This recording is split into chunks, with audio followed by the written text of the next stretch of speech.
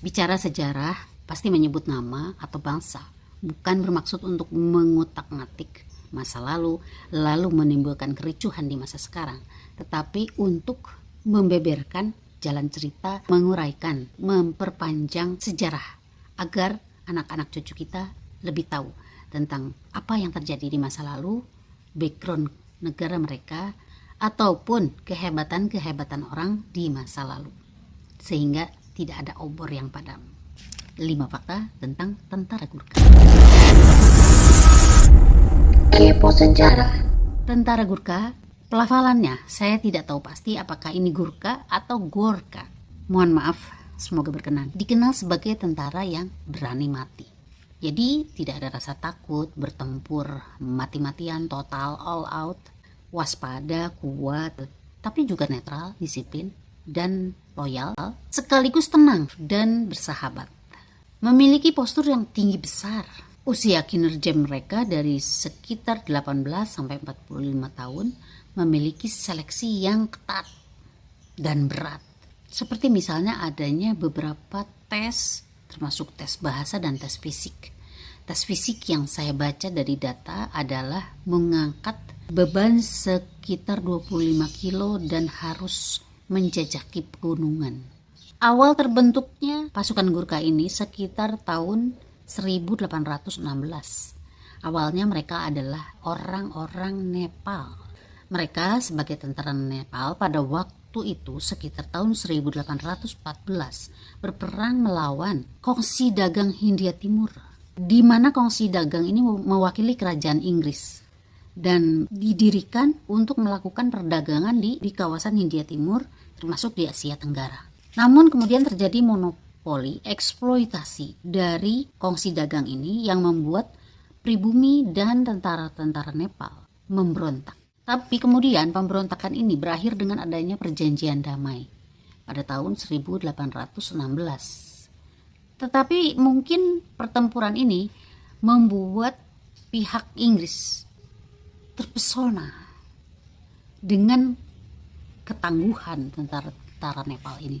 Maka mereka akhirnya merekrut tentara-tentara Nepal ini kemudian menjadi sebuah pasukan khusus sebagai bagian dari Angkatan Darat Inggris dan diberi nama Gurkha atau Gurkha.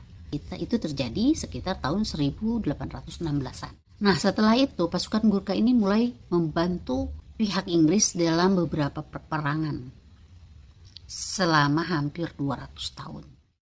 Senjata khas pasukan Gurkha itu adalah kukri. Jadi itu seperti belati yang ujungnya itu membesar, melengkung. Jadi panjangnya sekitar 45 cm, beratnya sekitar 900 gram. Sebenarnya awalnya senjata ini tuh senjata yang sangat familiar di Nepal, dipakai untuk kebutuhan sehari-hari seperti memasak. Gagangnya dibuat dari logam atau dari kayu atau dari tanduk binatang. Jenis-jenisnya macam-macam dan untuk yang dipakai oleh pasukan Gurkha ini sudah dimodifikasi lagi sehingga pas untuk dijadikan senjata di dalam melakukan tugasnya. Jadi ungkapan yang keluar pada saat itu adalah kalau kukri itu sudah keluar dari sarungnya maka harus berlumur darah. Maksudnya bahwa dalam setiap pertempuran senjata ini pasti harus bisa mengalahkan lawan. Tentara Gurkha sebagai bagian dari Angkatan Darat Inggris sudah memperkuat militer Inggris dan ikut bertempur atas nama Inggris termasuk di Indonesia, salah satunya di Bandung.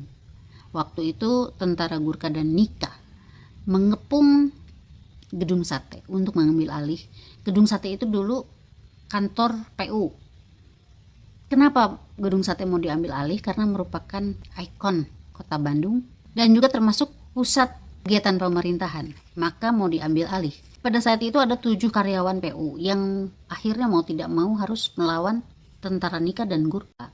Tapi ya karena tidak berimbang maka akhirnya mereka kalah, gugur, dan akhirnya dibuat prasasti untuk mereka di belakang Gedung Sate.